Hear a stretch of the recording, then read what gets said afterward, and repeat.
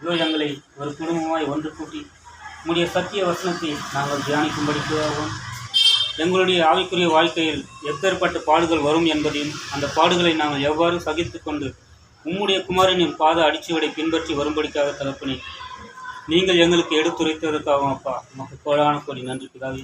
அப்பா இதோ இந்த உலகத்தின் பாடுகள் எங்களுக்கு பெரிய பொக்கிஷமாக இல்லாமல் அந்த பாடுகளை சகித்து கொண்டு வரப்போகிற எங்களுடைய ஆவிக்குரிய வாழ்க்கையை நாங்கள் கடைப்பிடித்து எங்களுடைய ஆவிக்குரிய வாழ்க்கையை நாங்கள் அடையும்படிக்காக தகப்பனே நீர்த்தாமே எங்களை பொன்னை புடமிடுவது போல எங்களை புடமிட்டு வருகிறேன்.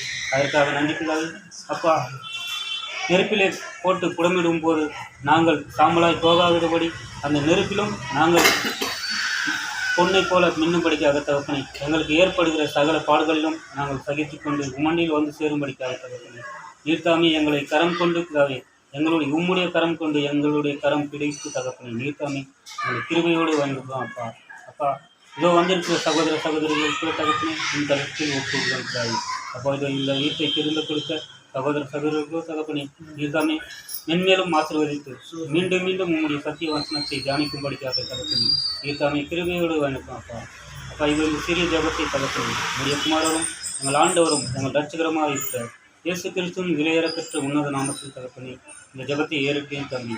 ஜபம் கேளும் பதில் தரும் எங்கள் ஜீவனம் பரிசுமமுக்கு நல்ல பிதாவே.